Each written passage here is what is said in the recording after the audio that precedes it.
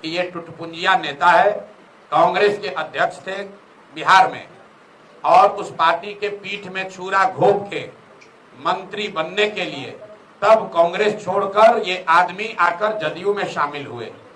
जब जदयू में शामिल हुए तब मैं जदयू में मैं ही था, और हम लोग यहाँ आकर दरबार लगाने वाले ये लोग हैं कि प्रशांत जी किसी तरह हमारी मदद कीजिए। आप याद कर लिए जाके रिकॉर्ड, जब कांग्रेस छोड़कर आए थे तब कई महीना मंत्री नहीं बने थे, तो रोज आकर ये लोग दरबार लगाते थे।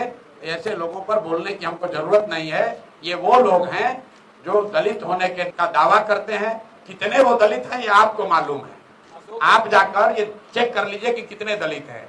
ये पूरी जन स्वराज की लड़ाई किसी एक व्यक्ति के खिलाफ नहीं है, उस मानसिकता के खिलाफ है जिसमें 1200 परिवार के लोग ये समझते हैं कि हम रहेंगे, हमारे बाबूजी थे, हम रहेंगे और हमारे बाद हमारा बाल बच्चा रहेगा। आप जिस परिवार की बात कर रहे हैं, भाई साहब अपने मंत्री हैं, बेटी सांसद है दूसरे दल से, अभी दामाद को धार्मिक न्यास बोर्ड में बना दिया गया।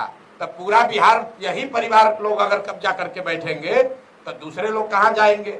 और अगर इतने ही आप काबिल हैं, बताया कि हम जितना प्रशांत किशोर का उम्र है इतना दिन से हमारा परिवार राजनीति करता है, ये बिल्कुल ठीक बात है। जितनी मेरी उम्र है उससे ज्यादा समय से लोग राजनीति कर रहे हैं, और इसीलिए बिहार के कुव्यवस्था के लिए सबसे बड़े जिम्मेवार है।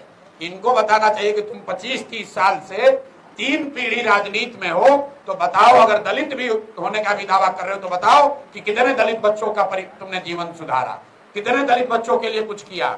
अगर तुम 40 साल से यहाँ पर दलित की होने का दावा कर रहे हो तो बताओ कि जातीय जनगणना में, और ये आदमी एजुकेशन मिनिस्टर थे, सब लोग नोट करो भाई, यही आदमी बिहार के शिक्षा मंत्री थे 2 बरस तक।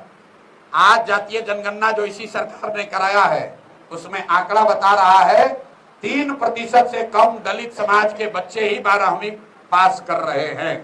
तो अगर ये दलित हैं और दलितों के बड़े हिमायती हैं तो 40 बरस में इन्होंने दलितों के लिए क्या किया।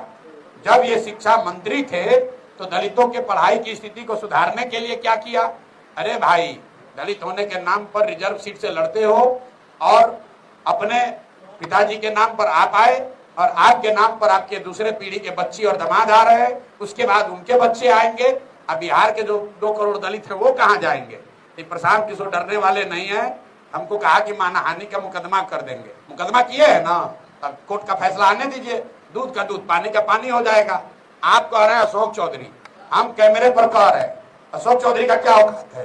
कैमरे पर कह रहे हैं नीतीश कुमार का मानसिक हालत ठीक नहीं है, नीतीश कुमार मानसिक तौर पर स्वस्थ नहीं है। इससे बड़ा तो कोई मानहानि नहीं होगा। अगर दम है तो नीतीश कुमार और पूरी सरकार मिल के प्रशांत किशोर पर मानहानि का केस करे कि प्रशांत किशोर गलत बोल रहे हैं, नीतीश कुमार मानसिक तौर पर स्वस्थ है। प्रशांत किशोर कह रहे हैं कि नीतीश कुमार मानसिक तौर पर स्वस्थ नहीं है। दम है तो मानहानि का केस करके दिखा दें, पता चल जाएगा अभी सामने।